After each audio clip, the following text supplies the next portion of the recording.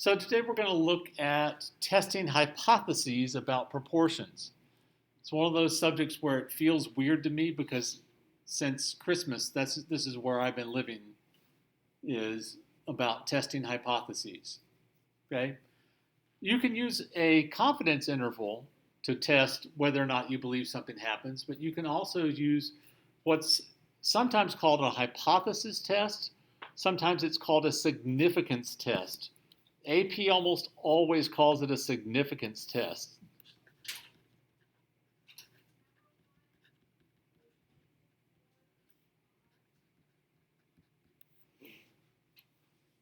When I first learned about these ages ago, I didn't know a whole lot.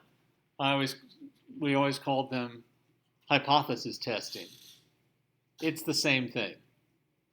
Okay?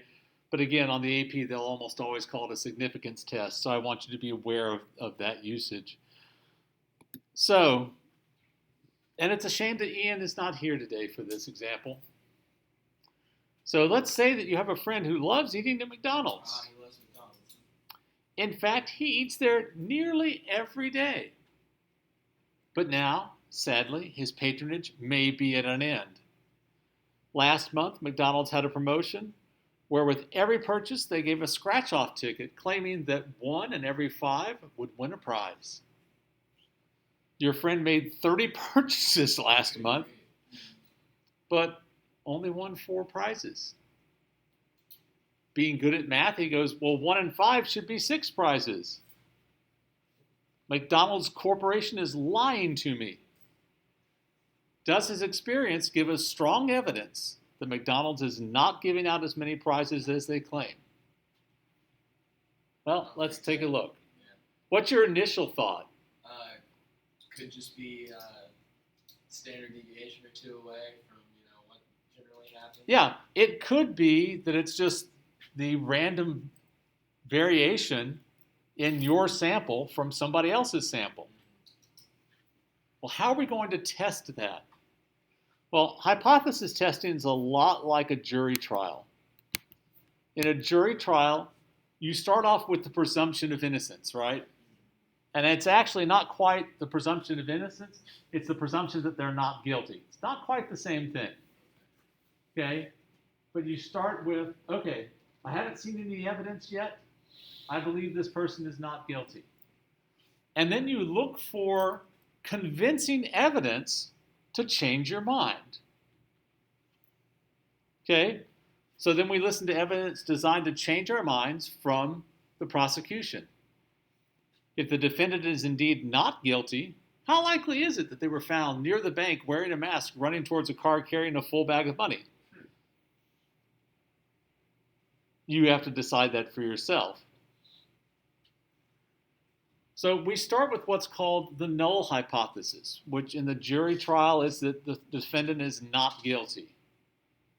And that's part of what they do during the jury selection is they ask you to look at the defendant and go, do you believe that he is not guilty at this point? Or is it impossible for you to believe that he's not guilty? And if you say that it's impossible for you to believe that they're not guilty, they first grill you about it. You're just trying to get out of jury duty, but eventually they'll throw you off the jury. Then we go to the alternative hypothesis, which in the case of the jury trial is that the defendant is guilty. So our original hypothesis, the Null Hypothesis, this is what we've been told for the case of the McDonald's, is that 1 in every 5 wins a prize. Okay? The alternative hypothesis in our example is going to be less than 1 in 5 receive a prize. So we're going to do this with proportions. So here's how that's written. This H sub 0, which is pronounced, not H sub 0, H naught. Nice. Which is an archaic thing of saying 0. H naught represents our null hypothesis. Why is it called a null hypothesis? Because nothing has happened that's caused us to change our minds. We were told 1 in 5 is going to win the prize. We're going to go, okay, I'm going to believe you, but I'm going to look for evidence that points to the alternative. We're always looking for evidence that lets us go, we know, yeah, the null hypothesis didn't work, we're going to believe the alternative. Or I don't have enough evidence to believe the alternative hypothesis. All right, so we'd like to be able to apply a normal model. But before we do, we need to make sure that the conditions and assumptions for a normal model for proportions are satisfied. They're exactly the same ones that we've been using.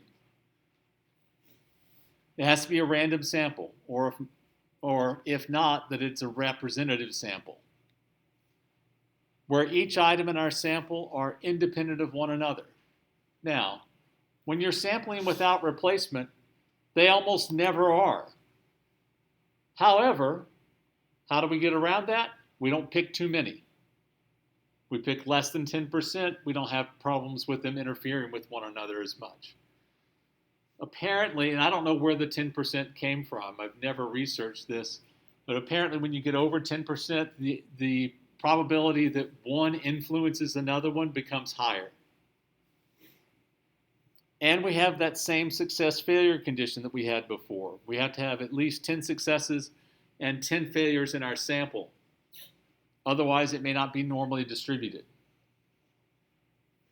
So in our example, we can safely assume that the sample of tickets your friend got was random, right? And that it's certainly less than 10% of all the tickets that have been given out.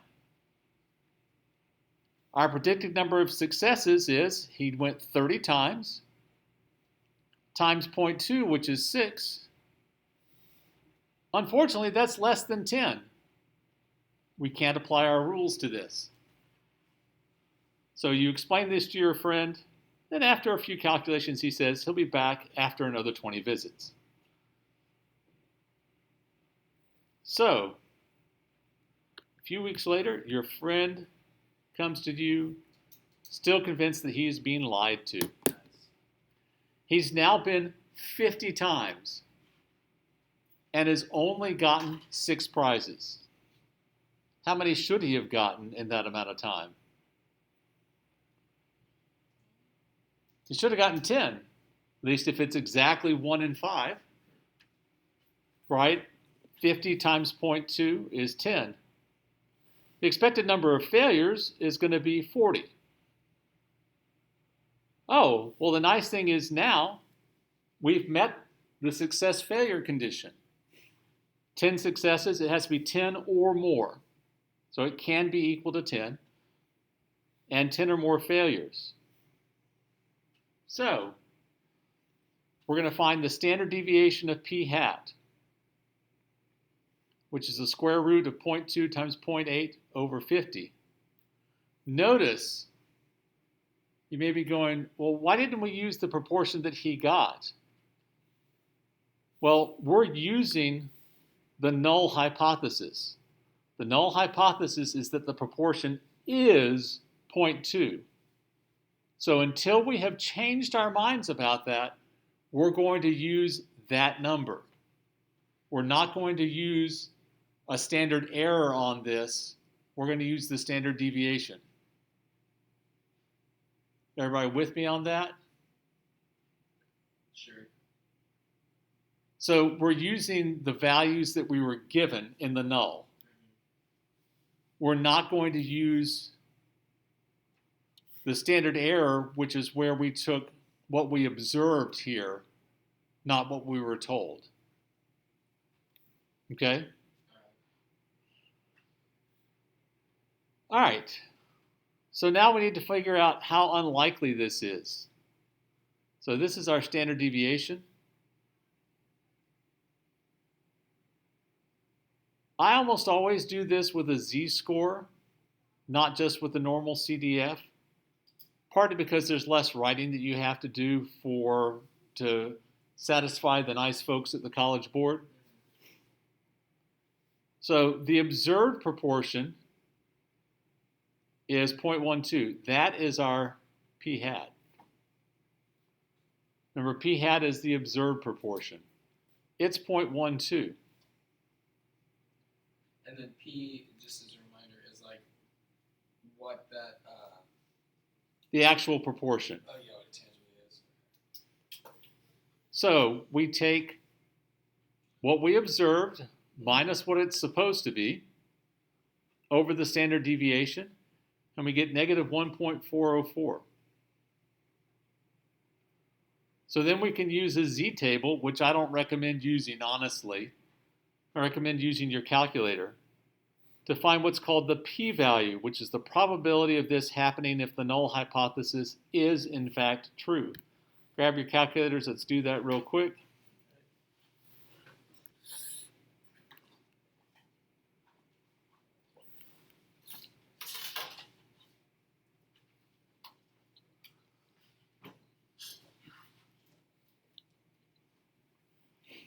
So we'll go to the distribution. We're going to do a normal CDF from negative infinity to negative 1.404. Remember, for a z, we're going to leave that our mean is 0 and our standard deviation is 1. And we get a p-value of about 0.08. So it's certainly down there, but it's not like outrageous. Exactly right. Okay? We'll get more into this into the next chapter, and I wish they didn't wait. So what I will tell you is, if you're not told, use 0.05 as a cutoff. Oh, okay. That's kind of a standard cutoff. So if it's below 5%, then we're like, okay, there's something wrong. Right. If this is below 5%, we're like, there's something hinky going on here. The probability that if the null hypothesis is true, that he got whatever number he got is less than 5%, you're like, yeah, we don't believe that. We reject the null hypothesis. Okay. And we accept the alternative. We believe that there's evidence for the alternative hypothesis. Okay, so the probability is here, which is almost exactly what you said, Andrew. Good instincts on this. Thanks. But not overwhelmingly so. 0.08 is 1/12, or pretty close to it. It's not exactly 1/12, but it's close to 1/12. I shouldn't have said is 1/12. It's close to 1/12. So we would expect this to happen about every 12 to 13 people. So, you know, if your whole English class went, you'd expect it to happen once or twice. Okay? So the p-value is not low enough to reject the null. So actually, my son's fiance's brother told me this is what they did in their AP Stat class. If the p is low, reject the null.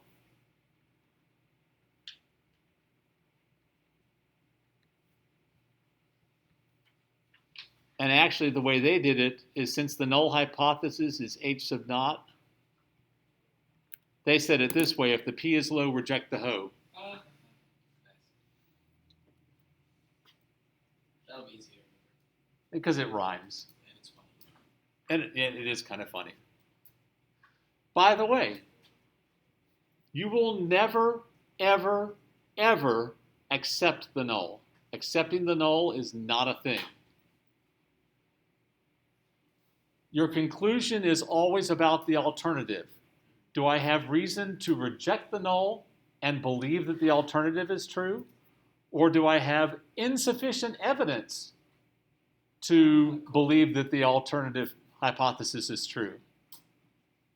So again, going back to the jury case, it may be, you're like, well, yeah, he had on a mask, but where was the money?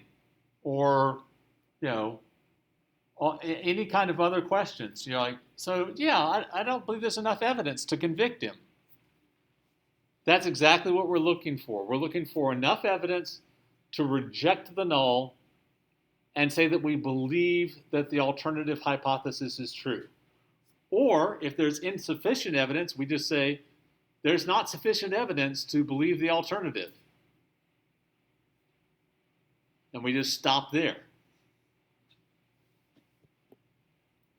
All right. So you can either reject the null or fail to reject the null. If you reject the null, you believe the alternative is true. If you fail to reject the null, you say there's insufficient evidence to believe the alternative. So this is sometimes called a one-sample z-test for population proportion. That's another reason for finding the z. Okay? All right. So let's say that another month from now, your friend comes back to you with more evidence. Oh boy. It's like a dog with a bone here. He just won't give it up. He has now been to McDonald's 80 times, but he's only received 9 prizes. At first, you think that since his overall percentages has only gone down slightly, it's now 11.25%, that he's crazy for complaining, but you decide to humor him. The sample of 80 is random, or each ticket has no effect on the next ticket, so they are independent of each other. And 80 is certainly less than 10% of all tickets. Again, always check the conditions before you start. The expected number of successes is now 80 times 0.2, which is 16, and the expected number of failures is 80 times 0.8, which is 64, both of which are greater than or equal to 10. Our null hypothesis is still the same as it was before. H sub 0 is that our proportion is 0.2. Our alternative is that the proportion is less than 0.2. That's also why when we did the z-score, we went from negative infinity to the z number. We wanted to check less than that value. So let's find the p-value here. So our standard deviation, or p hat, is going to be the square root of 0.2 times 0.8 over, he's been 80 times now,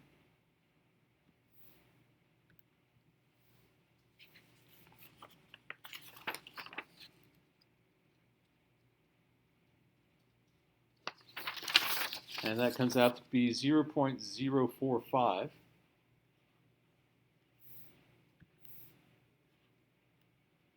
Seriously, there we go. The z-score is our observed p hat, 11.1125, minus 0.2 over 0.045. That comes out to be negative 1.94.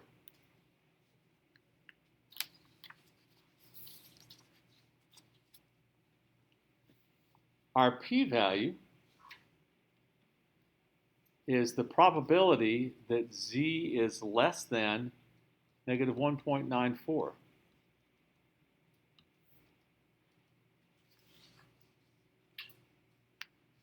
We put that into our calculator. It turns out that that is 0.026. Ooh, if you is low, reject it up. Indeed. That was funny. Let's go. So that's less than our kind of standard 5% cutoff.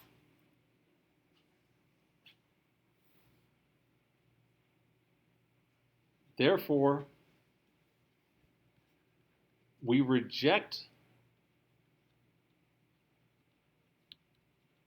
the null,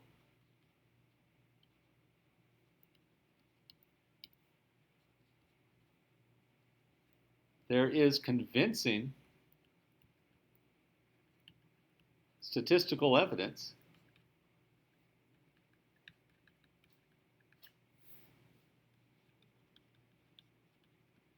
to conclude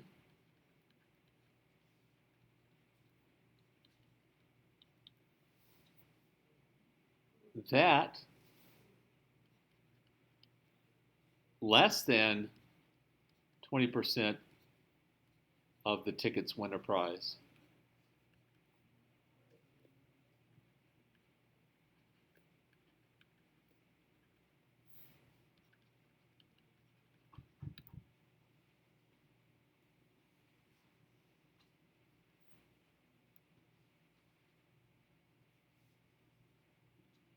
And by the way, that's the conclusion part. I was just kind of out of space, so I wrote it up here.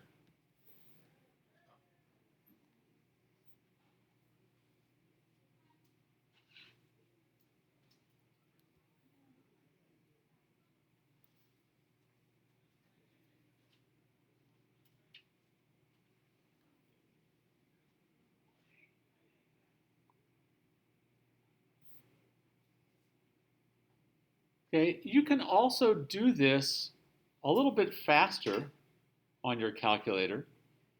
Let me show you.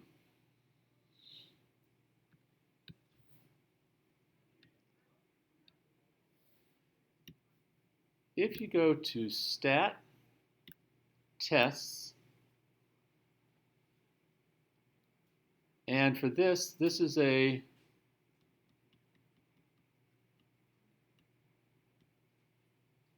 one proportion Z interval.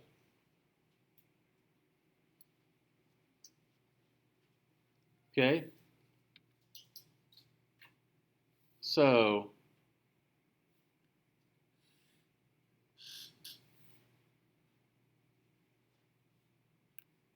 well, let's see. N is obviously the number of times. He's been 80 times now, right?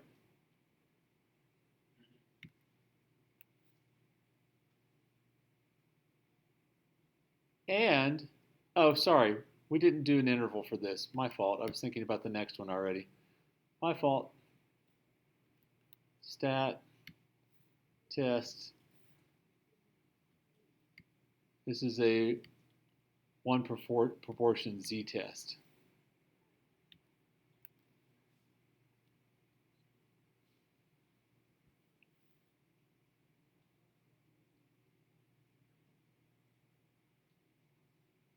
Our null hypothesis is that it was 20%, right? How many did he actually win? 9, right? He won 9 out of 80. And our alternative is that P is less than that.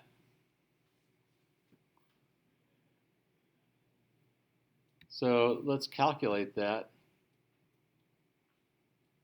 And notice it gives you the same Z value that we had, or at least pretty close to it. And it also gives you the Z value and the probability. Hang on just a second. That's not right. Oh, sorry. There it is. This is P hat, which was the 11.25% that we got. And this is the number that we got for P, right? 0.025, 0.026. Yes, sir. Okay. So you can use that. It will save you some writing. I kind of like doing it the other way, but if you do enough of the problems, you're like, I'm sick of doing this.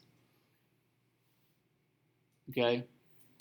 Which is partly why I don't assign every single problem in the book. After a while, you just like, ugh, this is just drudgery.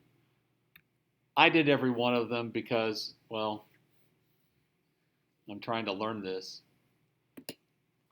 So one of the things that we can also do is take this a step further by making a confidence interval.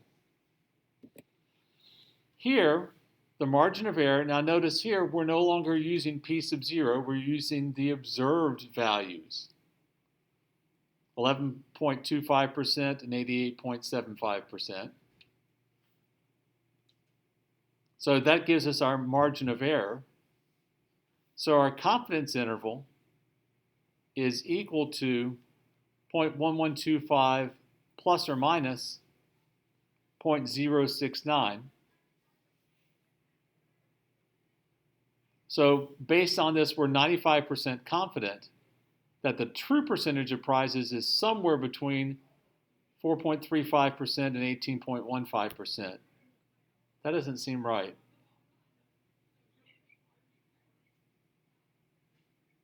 Why not? Oh, this is our standard error. This isn't the margin of error, this is our standard error.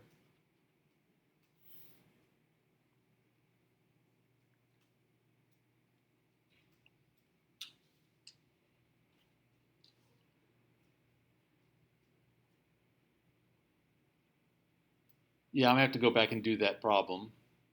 I've done something wrong on it. We'll probably come back to that on Monday.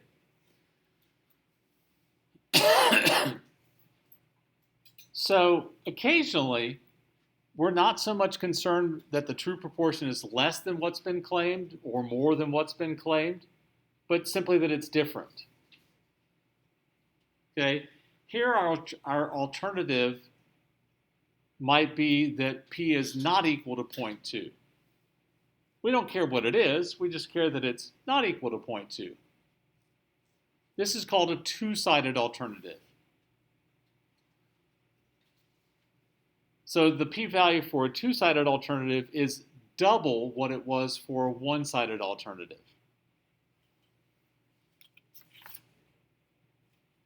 So, oh, actually, I have that correction on here. This is times 1.96.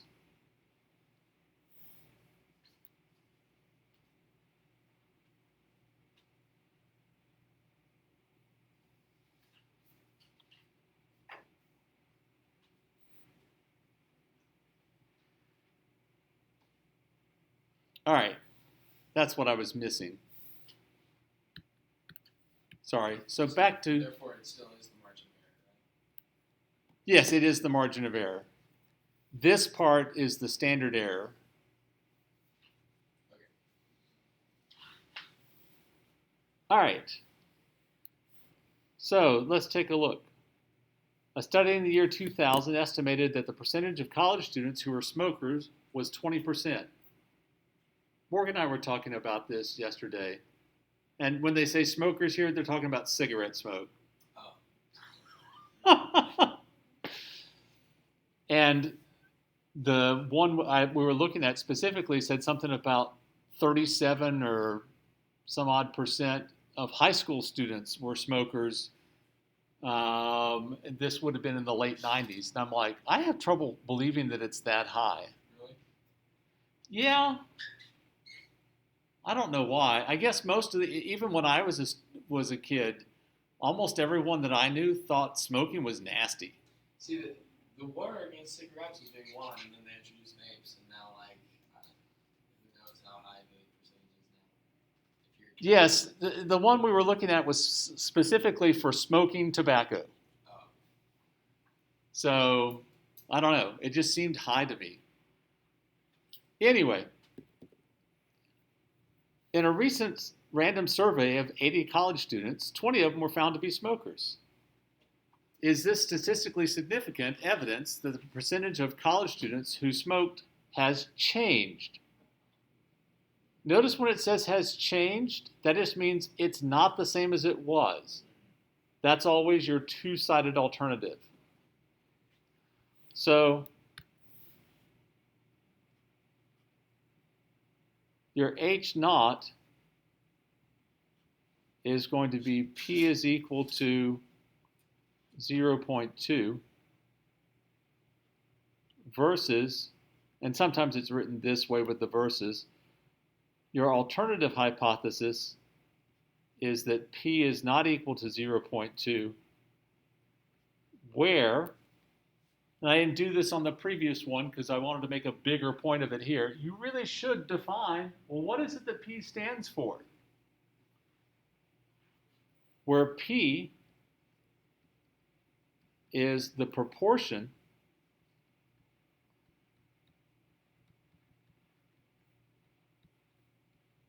of all college students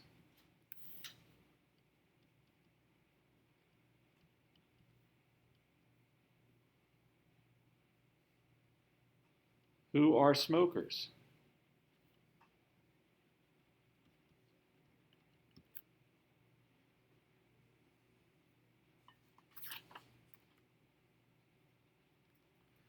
We need to check to make sure that this fits our conditions. All right? Notice, this was a random survey.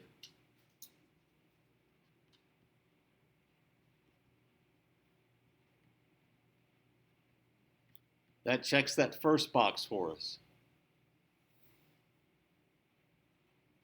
80 college students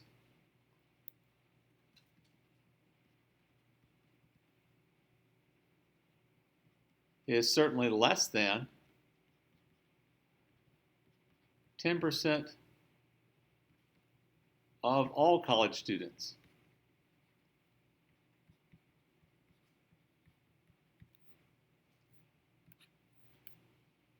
That gets us our independence because we are sampling this without replacement. They're not really independent, but if we do less than 10%, we don't have to worry about it. And our success failure condition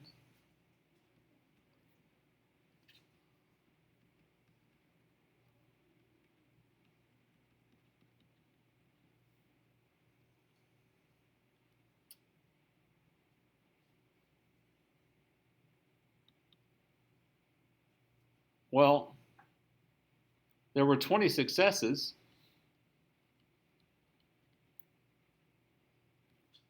and 60 failures.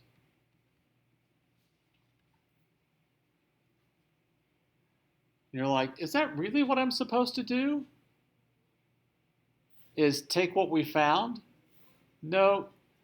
What you're really supposed to do is use your null hypothesis to get the expected number of successes and the expected number of failures. So this has nothing to do with anything. The expected successes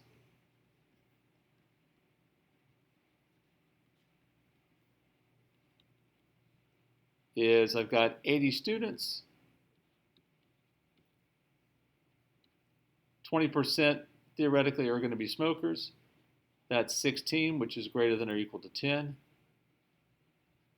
And failures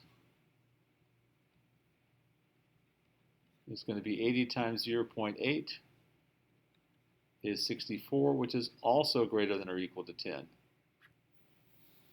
We have checked all the boxes for a one sample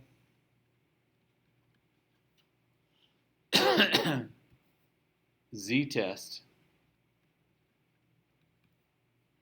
for proportions.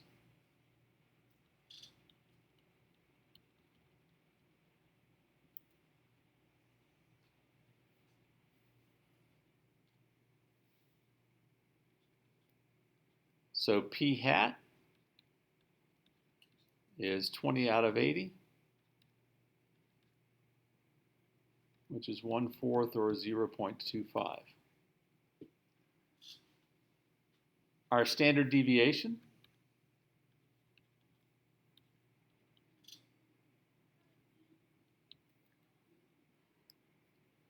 is going to be equal to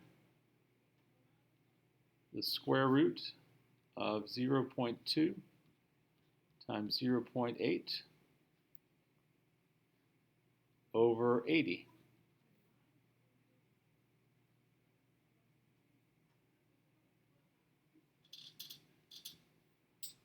And I've got to punch that number in because I have the wrong number written down, but I don't know if I put that in. So the square root of 0.2 times 0.8 divided by 80. Oh yeah, totally have the wrong number written down on my paper. 0.447.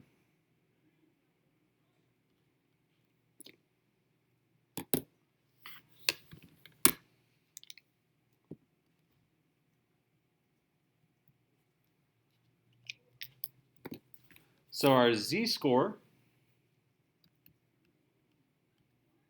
is going to be what we observed, 0.25, minus our null hypothesis proportion, all over 0.0447.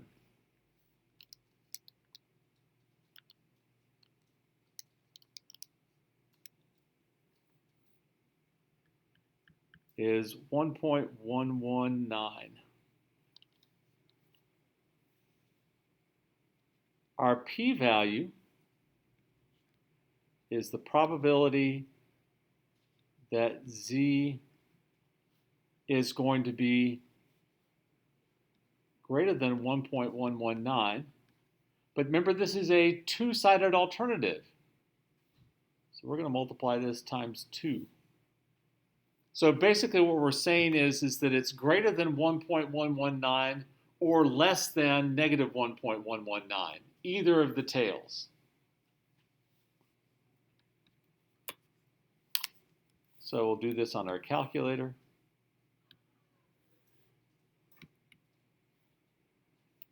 So 2 times the normal CDF from 1.119 to infinity.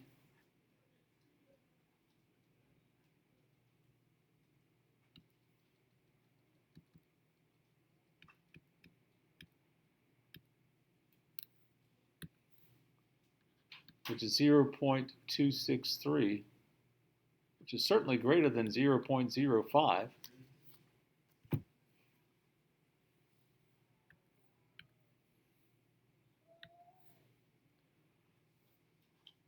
So we find insufficient evidence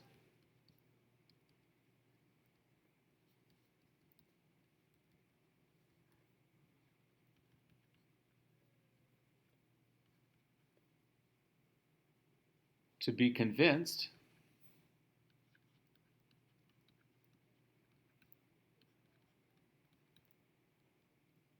that the proportion of college students that are smokers is different than 20%.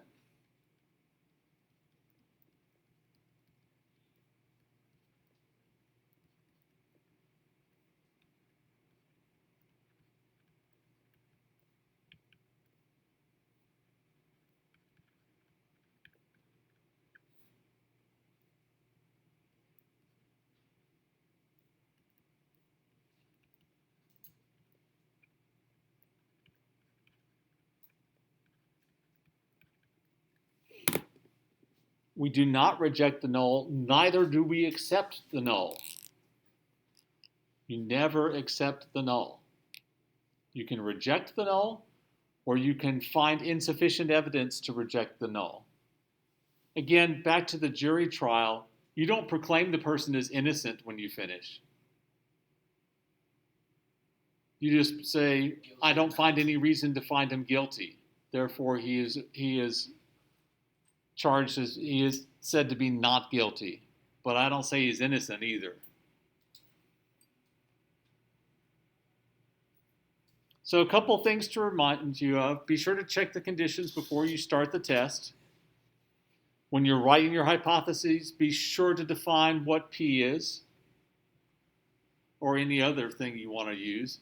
If the p-value is low, reject the null. If it's high, fail to reject the null. Never accept the null. Your conclusion is always about the alternative.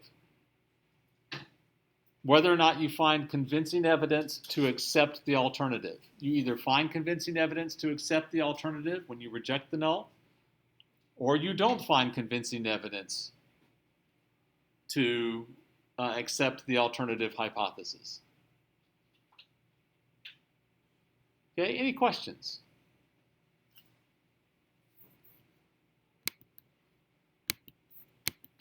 Okay.